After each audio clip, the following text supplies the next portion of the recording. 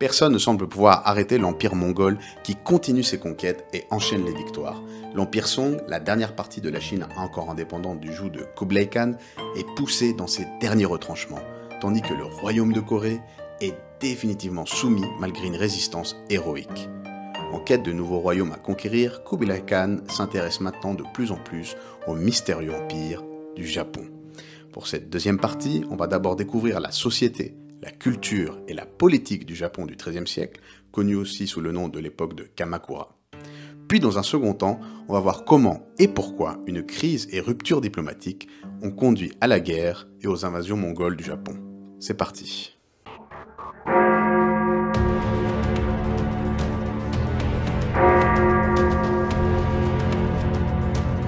Ich bin ein Berliner. Legio, Aeterna! Aeterna! Victis! Vive la France, libre, dans l'honneur.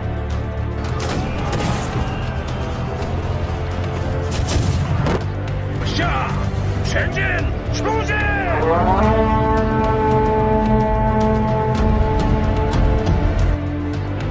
We shall never surrender.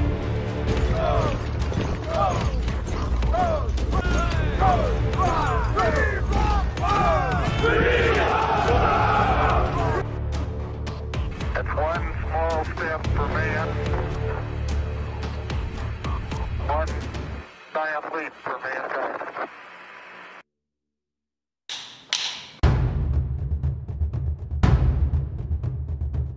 Je vais essayer tout d'abord de résumer aussi simplement que possible la structure complexe de la société japonaise avant les invasions mongoles. La société japonaise est divisée en 3 grosses catégories avec de nombreuses sous-divisions. Tout en haut de la pyramide, nous retrouvons l'empereur, la cour impériale et la vieille aristocratie civile qu'on appelle Kuge. Riche et très cultivé, l'empereur et la haute noblesse japonaise possèdent surtout un lignage prestigieux et gouvernent le Japon depuis des siècles. Mais le cœur de leur pouvoir réside avant tout dans le centre et l'ouest du pays. Nous avons ensuite la caste des guerriers, les fameux bushi et samouraïs. Ce sont des guerriers professionnels et entraînés aux arts martiaux. Ils appartiennent à la noblesse militaire qu'on appelle buke, bien distincte de la noblesse civile kuge. La caste des guerriers est formée de familles et clans militaires plus ou moins nobles. En théorie, ils sont au service de l'empereur et de la haute noblesse. Mais dans l'est du Japon, et plus particulièrement dans la région du Kanto, ces samouraïs sont dirigés par le shogun. Ce dernier serait l'équivalent du commandant en chef des armées et un dictateur militaire. En bas de la pyramide, nous avons la plus grande catégorie qui englobe le reste de la société, celle des roturiers. Les roturiers sont eux-mêmes divisés en 5 sous-groupes. Le premier rassemble les agriculteurs, ceux qui cultivent la terre. Ce sous-groupe est le plus important, mais il est hétérogène puisqu'il est partagé entre les myoshu, les paysans aisés et chefs de village qui seraient l'équivalent d'une petite bourgeoisie de province, et les paysans pauvres. Pendant la période de Kamakura, la paysannerie est de plus en plus sous le contrôle de la caste des guerriers. Nous avons ensuite le deuxième plus important sous-groupe de roturiers qui rassemble toutes les activités non agricoles liées aux forêts, montagnes, rivières, lacs et mers. Concrètement, cela réunit les pêcheurs, les chasseurs et les cueilleurs. Ce sous-groupe fournit en produits frais non agricoles et en offrandes l'empereur et l'aristocratie, ainsi que les nombreux temples. En échange, l'empereur et les temples accordent un droit de passage spécial, des privilèges et une protection à ces roturiers qu'on appelle soit kugonin, ceux qui fournissent la table impériale, ou gusainin, fournisseurs des offrandes aux divinités. En plus des activités de chasse, cueillette ou pêche, ces roturiers se chargent également en général du transport et de la vente de leurs produits. Ils sont donc aussi marchands. Le troisième sous-groupe des roturiers sont les artisans qui regroupent des métiers divers et variés, comme les fabricants de saké ou d'huile, les chaudronniers, les forgerons, les fondeurs, les charpentiers, les maçons et bien d'autres encore. Ils sont eux aussi sous la protection de l'empereur en tant que fournisseurs de la table impériale et des temples. Les saltabangs, danseuses et courtisanes forment elles le 4e sous-groupe de roturiers. À l'époque de Kamakura, les prostituées ne sont pas enfermées dans des bordels qu'on appelle yukaku, ou quartiers des plaisirs, comme cela sera le cas plus tard à l'époque Edo. Avant d'être des prostituées, ces femmes sont avant tout considérées comme des danseuses et musiciennes qui maîtrisent un savoir-faire. Elles sont en général respectées et appréciées par la société japonaise. Certaines sont même des courtisanes de luxe, et il n'est pas rare que d'importants nobles et grands guerriers soient issus d'une relation avec ces dernières. Les saltabangs, les danseuses et chanteuses, disposent d'un droit de passage et peuvent se déplacer facilement à travers le pays. Au fil des siècles, le statut de ces femmes va néanmoins se dégrader fortement. La cinquième et dernière sous-catégorie regroupe les parias, ceux qu'on appelle inin, c'est-à-dire non humains, et les États, ceux pleins de souillure. Les parias habitent des ghettos en dehors des villes, près des cimetières, temples et lieux sacrés. C'est une très grosse sous-catégorie, puisqu'elle inclut beaucoup de professions différentes, comme les aubergistes, les serveurs, les cuisiniers, les palefreniers, les éboueurs, les prostituées pauvres, les geôliers et les jardiniers, mais aussi des métiers liés à la mort et au sang, comme les bouchers, les tanneurs, les équarrisseurs, les croque-morts et les bourreaux. Ces derniers sont relativement mal vus, à la fois dans la religion shintoïste et bouddhiste, puisqu'ils sont souillés par la mort. Les mendiants et vagabonds font également partie des parias. Les parias ressemblent de loin à la caste des intouchables en Inde, mais au Japon, beaucoup d'entre eux sont reconnus comme indispensables à l'économie. Petit à petit, les parias vont être de plus en plus discriminés et méprisés par le reste de la société japonaise. Les inin souffrent encore aujourd'hui d'une discrimination ancestrale et tenace. Il existe une dernière catégorie, un peu à part, ce sont les esclaves. Pendant l'époque de Kamakura, le nombre d'esclaves a considérablement augmenté pour diverses raisons que nous verrons juste après. Ces esclaves peuvent être des servants de nobles ou guerriers, ou bien des paysans. Ils ont le même statut que le bétail, c'est-à-dire des biens et non des personnes qui peuvent être vendus ou hérités.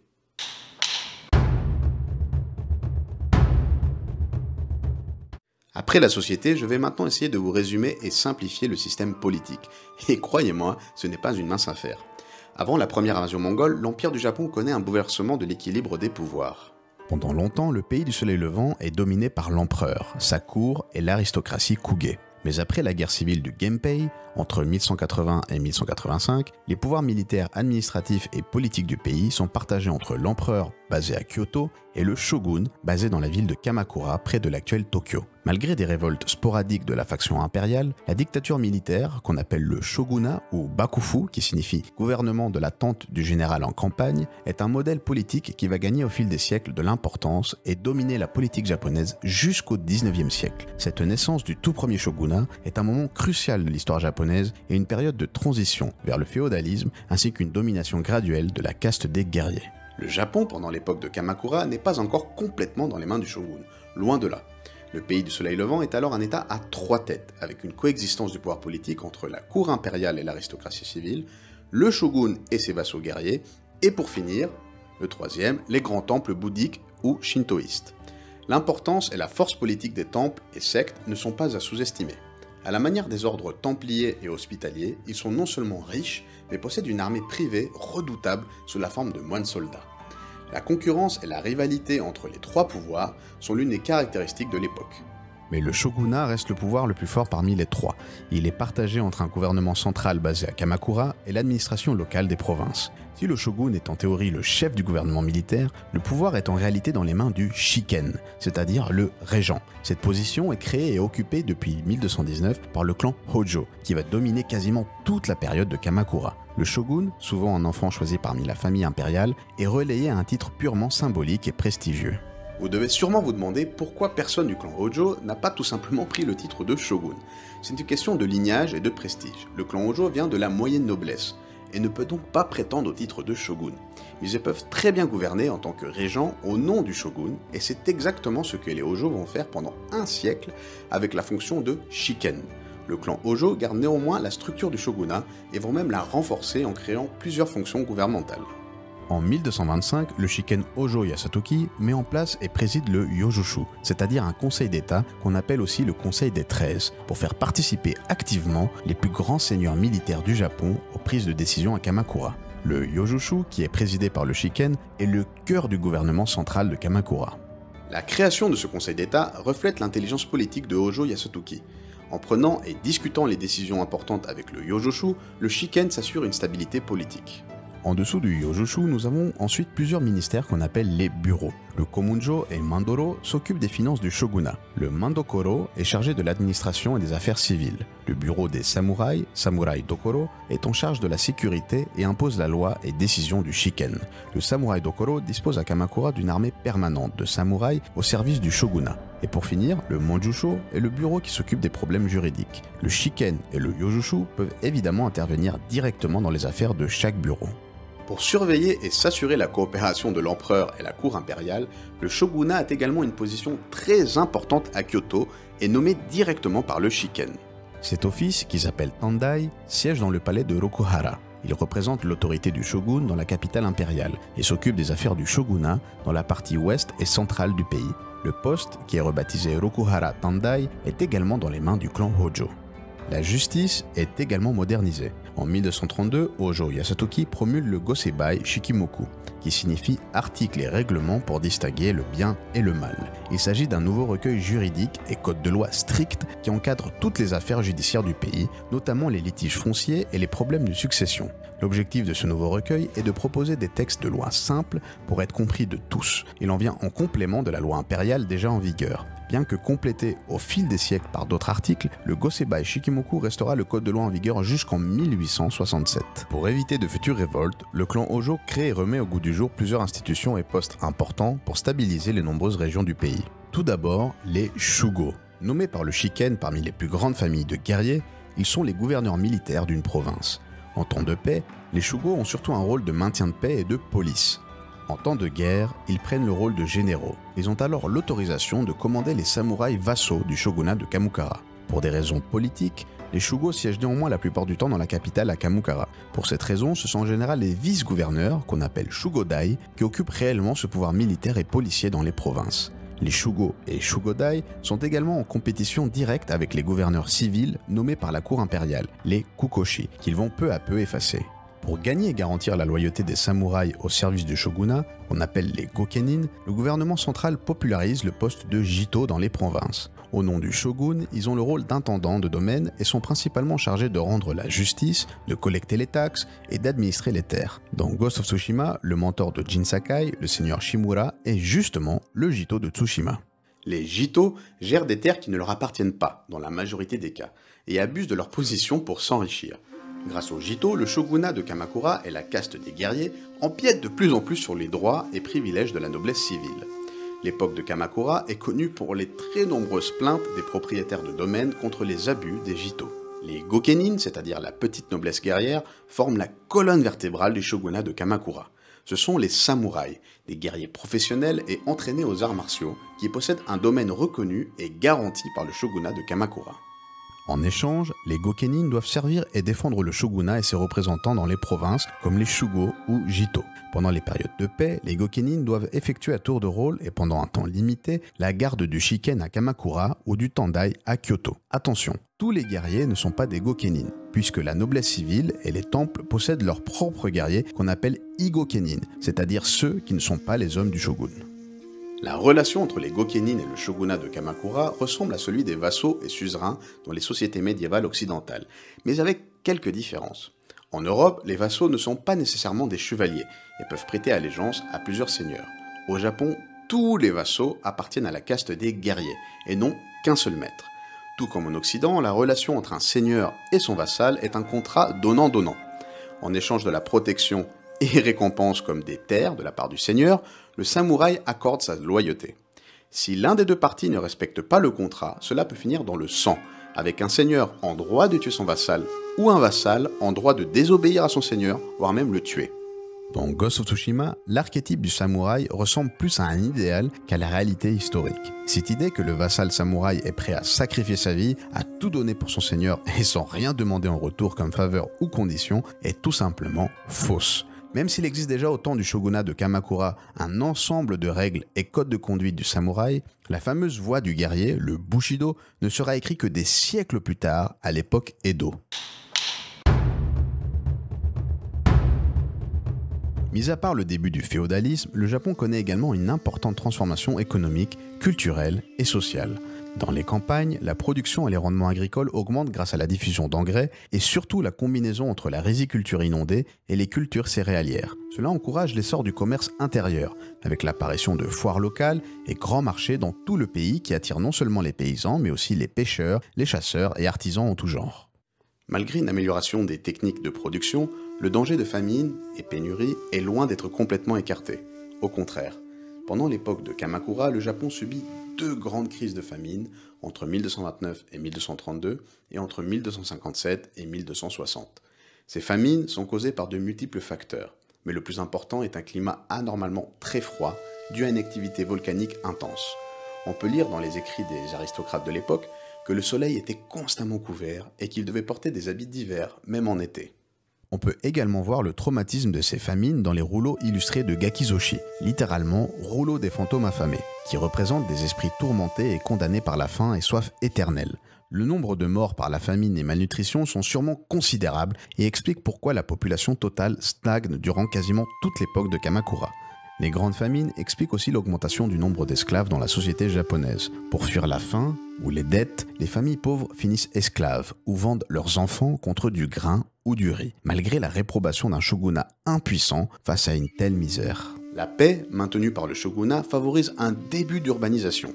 Les petits villages se multiplient et les villes deviennent de plus en plus grandes. Les grandes cités comme Kyoto et Kamakura abritent désormais des marchés permanents et des quartiers d'artisans. Les nombreux métiers de l'artisanat et du commerce se développent et s'organisent dans des guildes similaires aux corporations en Occident. Beaucoup de métiers liés à la construction, comme les charpentiers et les maçons, bénéficient aussi d'une période de forte croissance grâce à une politique publique de construction de temples et édifices religieux. La plupart des plus vieux temples bouddhistes japonais, visibles encore aujourd'hui, comme le Grand Bouddha à Kamakura, datent justement de cette époque. L'époque de Kamakura est aussi rythmée par la multiplication et la popularité des bains publics et des onsen. Inspirés de traditions ancestrales shintoïstes, les bains sont un moyen de se purifier le corps et l'esprit. Un des actes de charité au Japon consiste justement à offrir un bain aux parias afin de se purifier. Ouverts à tout le monde, les grands bains publics font leur apparition dans les temples et monastères. Les nobles construisent également à leurs frais des bains publics et de nombreuses auberges sur les routes de commerce se construisent près de sources d'eau chaude. En plus d'une connotation religieuse, les bains sont un lieu de mixité sociale et de sociabilité, une tradition qui perdure encore aujourd'hui. L'importance que prennent les marchands dans la société japonaise va de pair avec l'essor des échanges commerciaux avec la Chine, et notamment le sud-ouest de la Chine appartenant à la dynastie des Song. Les marchands chinois établissent une communauté et un comptoir dans la baie de Hakata, dans l'ouest de Kyushu. Les commerçants chinois fournissent l'aristocratie japonaise en produits de luxe comme de la porcelaine, des parfums ou de la soie, et en produits culturels comme des livres. En échange, les marchands japonais exportent et vendent à la Chine des matières premières, essentiellement du bois et de l'or ainsi que des armes. À partir de 1250, les Japonais vont même installer un comptoir en Chine dans le port de Ningpo. Mais cet échange accru entre la Chine et le Japon pose un sérieux problème au gouvernement de Kamakura. Le commerce généralise au Japon l'importation et l'utilisation massive de pièces de monnaie chinoises très pratiques et très appréciées, mais qui échappent complètement au contrôle du gouvernement. Dans les campagnes, le troc reste néanmoins le moyen d'échange le plus commun. Le rapprochement économique avec la Chine des Song apporte également au Japon de nouvelles idées religieuses et philosophiques, notamment le bouddhisme zen. Le Japon est à la base un pays shintoïste, une religion chamaniste et animiste basée sur les divinités et esprits locaux. Au début du Moyen-Âge, le bouddhisme et le confucianisme et l'idée du karma vont s'installer progressivement au Japon via la Chine et la Corée et se mélanger aux croyances shintoïstes. Certains dieux shinto sont même réinterprétés comme des saints bouddhistes. Le bouddhisme ne possède pas une seule école de pensée, bien au contraire. Pendant l'époque de Kamakura, le bouddhisme prend une tournure apocalyptique et mélancolique face aux guerres et famines qui frappent le Japon, synonyme d'une période de décadence et de déclin. Les écoles dites classiques voient alors l'arrivée de nouvelles sectes venues répondre à cette angoisse et deviennent par conséquent très populaires auprès des masses. Par exemple, l'école de la Terre pure s'adresse à tout le monde, même les roturiers. Basée sur la dévotion et la récitation du nom du Bouddha Amida, Namu Amida Butsu, l'école propose un moyen d'accéder à la Terre pure d'Amida, une sorte de paradis bouddhique qu'on peut aussi retrouver sous le nom de paradis de l'Ouest. Nous avons ensuite le bouddhisme Nichiren, créé par un moine japonais du même nom. Cette secte s'appuie sur 3 principes, la foi, la récitation du Sutra du Lotus et l'étude des textes sacrés. Intolérante, la secte de Nichiren est la plus agressive et désire interdire toutes les autres sectes. La troisième école est celle du bouddhisme zen. Originaire des temples Shaolin en Chine et en s'inspirant de la vie de Bouddha, le bouddhisme zen avance la possibilité d'atteindre soi-même l'illumination par la discipline, la méditation, la simplicité et la concentration. Influencé également par le taoïsme, le zen, qui se marie très bien avec la pratique des arts martiaux, est très apprécié de la caste des guerriers qui l'adoptent rapidement, aussi pour contrer l'influence des monastères bouddhistes classiques. Le zen a gagné une influence notable au Japon que vous pouvez encore voir aujourd'hui dans la vie quotidienne et culturelle du pays, comme la fameuse cérémonie du thé ou les jardins zen propices à la contemplation et méditation.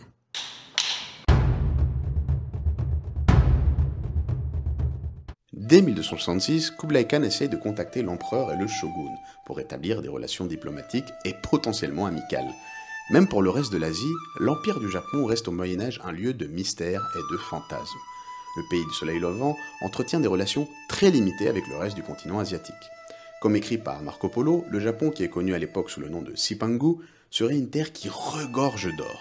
Les matières premières japonaises qui arrivent jusqu'en Chine, ainsi que la réputation des samouraïs, donnent des idées à Kublai Khan. Il pourrait s'en servir pour conquérir le reste de la Chine et lui donner un avantage décisif contre la dynastie des Song. Il cherche donc, dans un premier temps, à faire du Japon un état vassal de manière pacifique. Sous les ordres du Grand Khan, les émissaires mongols Heiti et Yinhing sont envoyés en 1266 au Japon avec une première lettre, mais ils échouent à traverser la mer. Ils sont renvoyés en 1267 et confient cette fois la lettre à un ambassadeur coréen du nom de Pampu. Il va réussir à accoster dans la baie de Hakata en 1268, où il est reçu par le shugo de Shikuzen, Shoni Sokeyoshi. Ce dernier reçoit 3 lettres, une lettre de Kubilai, une lettre du roi de Corée et une lettre de Pampu. Elles sont toutes envoyées au gouvernement à Kamakura, qui transmet également des copies à l'empereur à Kyoto.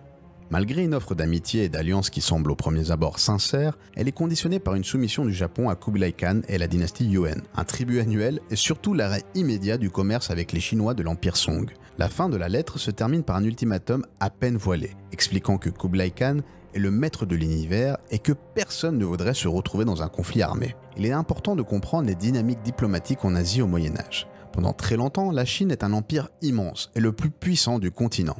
Les nombreux États voisins, comme la Corée, sont considérés comme des royaumes vassaux qui gardent une grande partie de leur indépendance. Ces royaumes vassaux doivent néanmoins payer un tribut annuel, souvent sous forme de cadeaux prestigieux, en gage de soumission à l'empereur de Chine, qui est censé avoir été mandaté par le ciel. Et c'est justement en tant qu'empereur de Chine que Kubilai s'adresse au Japon. Et c'est là déjà un premier problème. Le Japon, contrairement à la Corée, n'est pas un royaume et un empire, et se considère de facto comme un égal de la Chine. Un roi peut être un vassal d'un empereur, mais un empereur ne peut pas être un vassal d'un autre empereur. La lettre de Kubilai s'adresse pourtant au roi du Japon, un terme qui ne peut qu'offenser l'empereur et sa cour.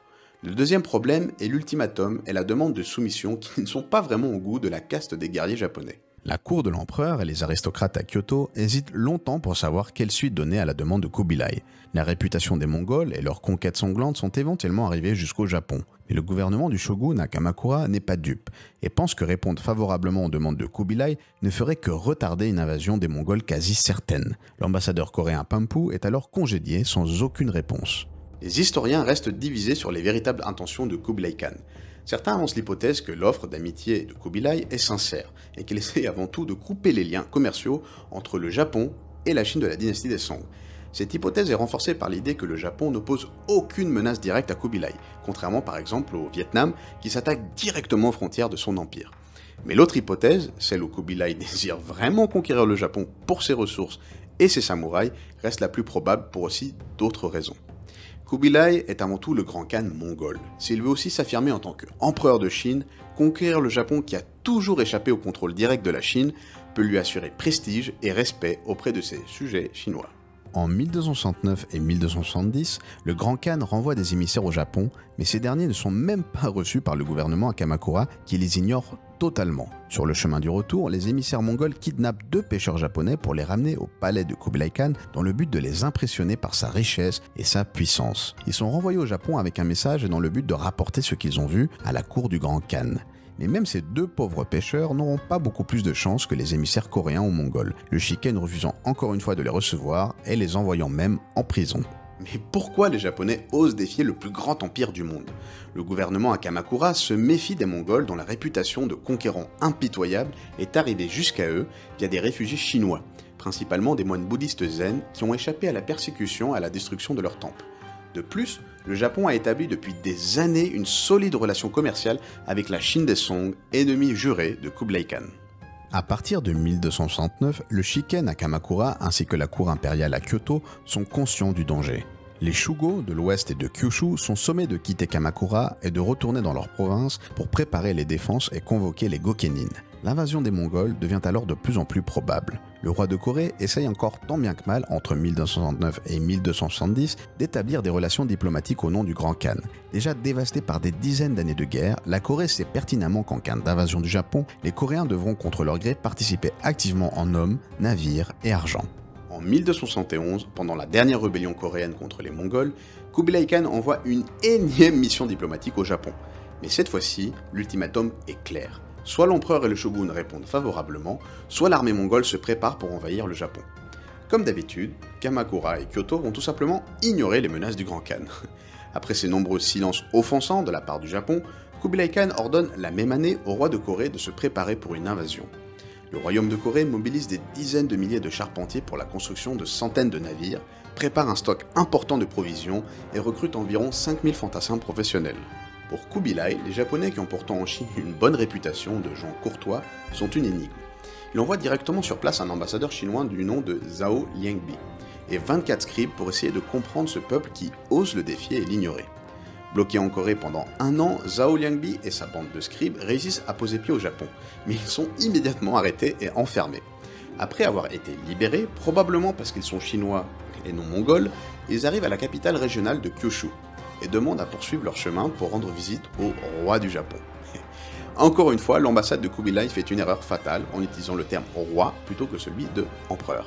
En 1273, l'invasion du Japon est imminente. L'empire chinois des Song est en train de perdre contre les hordes mongoles.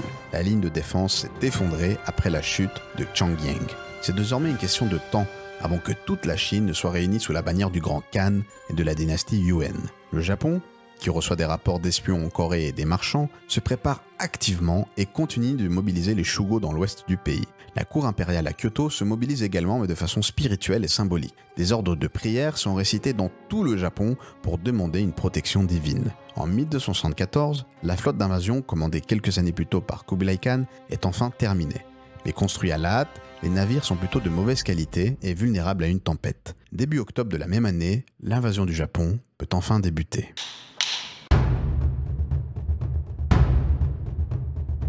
À ce moment-là, le shiken et chef du gouvernement de Kamakura est Hojo Tokimune, un jeune homme d'une vingtaine d'années, populaire et respecté.